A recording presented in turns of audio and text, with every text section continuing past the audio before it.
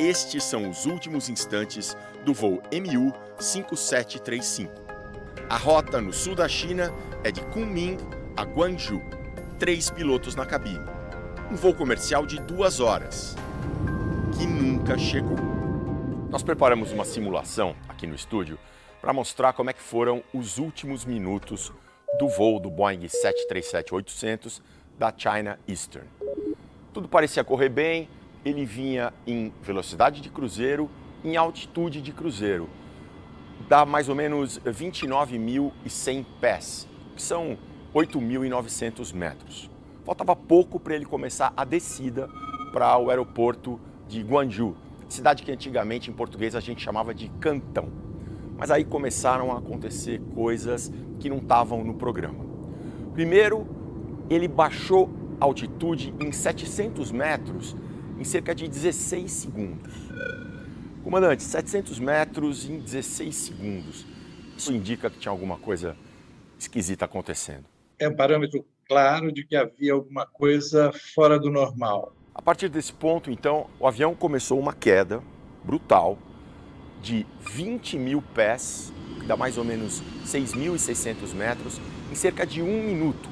O que isso indica? Nesse momento, a gente tem certeza que algo de muito anormal estava acontecendo. Com 15 anos de experiência na China, este piloto acrescenta: nós treinamos descidas rápidas, descidas de emergência, mas para fazer isso, para perder essa altitude em tão pouco tempo, é alguma coisa diferente do que a gente costuma treinar em simulador ou até mesmo na aeronave. Ele ia entrar numa velocidade acima da permitida, a própria velocidade vai desligar o piloto automático. Então, eles só podem controlar o avião manualmente daqui para frente até estabilizarem ela. Uma queda vertiginosa como essa, ela é necessariamente uma queda de nariz para baixo? A gente não sabe exatamente como terá sido, se foi de cauda, se foi de nariz para baixo, mas enfim, foi vertiginosa e absurda. Quando tudo parecia indicar uma queda até o solo, tem um breve momento de recuperação. O avião sobe 300 metros, de 2.300 metros para 2.600 metros, mais ou menos. Isso dura 10 segundos. São os pilotos tentando salvar o avião ou foi um acaso aerodinâmico? De repente, o avião entrou numa posição ali que ele conseguiu se sustentar? Me parece muito mais que tenha havido a interferência, possivelmente humana, porque o piloto automático certamente estaria desligado. Houve uma tentativa de contato dos órgãos de controle com a aeronave e outras aeronaves na área chamaram e não houve resposta.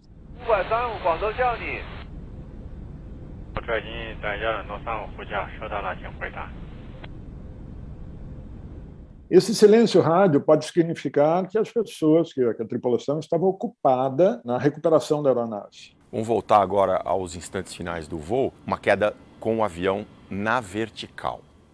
O senhor já tinha visto uma queda de avião de passageiros na vertical e já muito próximo do solo? Não, foi a primeira vez. Ali não tinha mais jeito para ninguém. Então a gente vai rever a trajetória agora sem interrupções. O voo que vinha em velocidade de cruzeiro, altitude de cruzeiro, que caiu em questão de minutos. O que pode ter acontecido com os passageiros? A médica Thaís Russomano, gaúcha que trabalha em Londres, explica 2 quadros bem diferentes. Se a fuselagem se rompeu na área dos passageiros, aconteceu o seguinte. Se tu perdes a pressurização de cabine, tu tens uma pressão de oxigênio menor. Impossível respirar. E não é só isso. Tu tem que pensar na temperatura que cai bruscamente. O ar se condensa e ele fica com dificuldade de enxergar.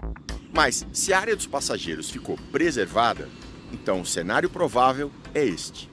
A aceleração muito grande vai me comprimir contra a cadeira, eu e meus órgãos todos. Claro que muitas coisas caíram em cima das pessoas, as próprias pessoas, que algumas deviam estar em pé e ficaram caindo umas sobre as outras. Existe uma chance grande de, no início, as pessoas terem percebido, depois ela pode ter perdido consciência. Eu estou nessa área há mais de 30 anos. Foi a primeira vez que eu vi um acidente assim. O que intriga a doutora Thaís também traz dúvidas para os pilotos. Entre as várias causas possíveis, o comandante Francés menciona uma falha técnica. Como é que o avião fica naquela atitude de um nariz totalmente para baixo. A gente podia ter um problema na cauda do avião. Existe um estabilizador horizontal e se ele tivesse não funcionado, então você poderia ter uma situação dessa natureza. Chegou a circular entre os especialistas uma imagem que mostraria o avião caindo sem uma parte da cauda, mas era falsa. Foi tirada de um trecho em computação gráfica de um documentário de um outro acidente, em 1997. Sobre a queda do Boeing da China Eastern, o comandante Killing aborda o fator humano. Esses aviões são robustos, tão confiáveis. A possibilidade de ser falha da aeronave, acho muito remota. Alguém falhou, alguém errou, por descuido, por distração. Aeronautas que trabalharam na China e não quiseram gravar entrevista destacaram que na aviação chinesa os pilotos têm muito medo de ser punidos por eventuais erros e que existe um relacionamento tenso entre controladores e pilotos. Já as empresas aéreas da China são conhecidas pela excelência. A manutenção é muito boa, não se economiza em manutenção, não se economiza em treinamento, não se economiza em combustível. Mas o controle de tráfego aéreo chinês é considerado confuso. E esse ponto foi lembrado por causa de um detalhe. Os dados mostram que no acidente, o Boeing desviou bastante para a direita. Isso pode indicar que o motor direito apagou. Para seguir com o motor só, é preciso baixar a altitude. Mas se isso não é feito, seja por decisão dos pilotos ou porque o controle não autorizou, as consequências podem ser graves. Procurada pelo Fantástico, a Embaixada da China no Brasil afirmou que, por ser um assunto muito técnico, ela não iria se manifestar. Todas as possibilidades estão na mesa para esse tipo de acidente. Alguns acidentes a gente não pode fechar a possibilidade. Outro ponto a ser investigado são os procedimentos dos pilotos. Um site especializado em aviação fez um ranking das quedas mais rápidas. A primeira, a mais vertiginosa, aconteceu por erro grosseiro de pilotagem. Na segunda, na terceira e na quarta, segundo as investigações, os aviões foram derrubados de propósito pelos pilotos. A quinta é a misteriosa queda do avião da China Eastern. A caixa preta com os dados do voo foi achada hoje, e a caixa com as gravações de voz da cabine de comando já tinha sido encontrada na quarta. Como estava o tempo naquele ponto exato? Aconteceu algum conflito com os controladores? A tripulação chegou a pedir socorro? A China ainda não divulgou nenhuma informação desses registros. Brevemente nós saberemos efetivamente o que aconteceu. E é muito importante saber, por muitos motivos. E para principalmente não aconteça mais.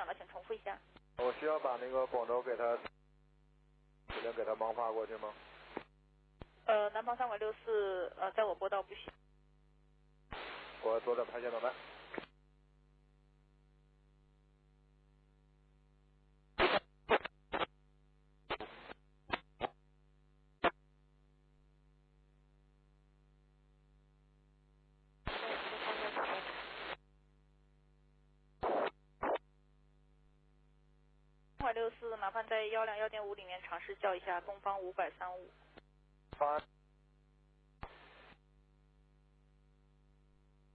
535，南方364，121.5叫。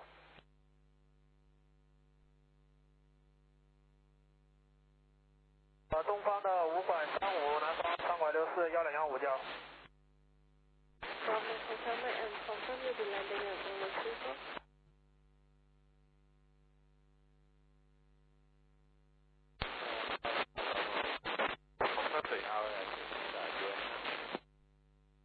上航的9.56叫。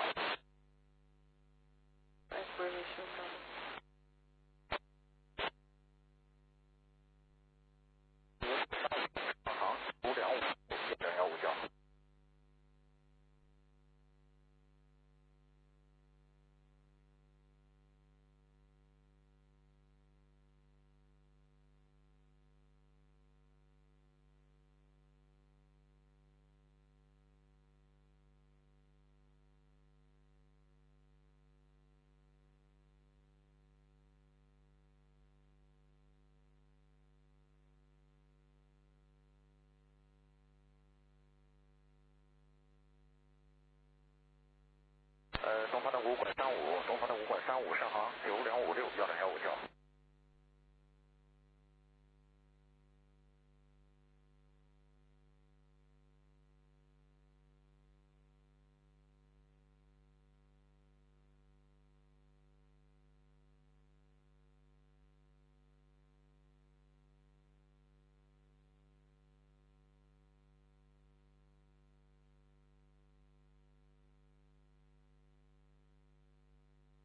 珠海。听见了。然后3846，由于特殊情况，雷达因出航，现在来连续左转飞航向23栋。连续左转航向23。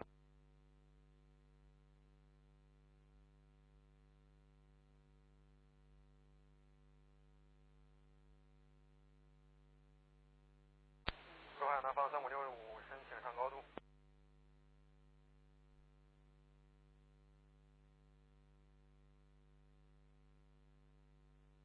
东方535上航9.56，121.5叫。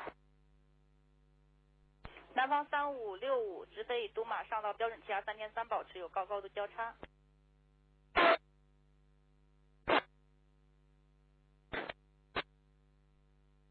东方535上航9.56，121.5叫。我们刚刚接到的前方民航局调查组在前方传来的信息，目前今天下午我们在现场发现了一部记录器。由于这部记录器的外观破损比较严重，所以前方调查组正在确认这个记录器是飞行数据记录器还是话音记录器，目前正在确认之中。本次事故的情形也是比较罕见，空管雷达的显示，飞机在巡航阶段突然下降高度，且下降率很大。我们也是希望能够尽快的找到2部记录器，那么就是数据记录器和苍鹰记录器，送到专业的实验室进行一码分析。这对于我们梳理事故的链条、还原事故的原因是非常重要的。Os gravadores de voo, mais conhecidos como caixas pretas, são sistemas que registram durante o voo os dados que podem ser utilizados após um acidente. Todos os aviões comerciais são equipados com 2 caixas pretas, geralmente na parte de trás da aeronave. O CVR é um gravador que memoriza as conversas, sons e anúncios da cabine dos pilotos. O FDR é um gravador de parâmetros, que guarda até 700 parâmetros por segundo, como altitude, velocidade, temperatura e trajetória. A duração total dos registros é de 2 horas para o CVR e de 25 horas para o FDR. As caixas pretas foram projetadas para proteger todos os dados em caso de queda, incêndio ou afundamento até 6.000 metros de profundidade. Cada uma é equipada com uma boia para ajudar as buscas no mar. Ela transmite um sinal que se propaga na água sob a forma de um impulso por segundo por pelo menos 30 dias.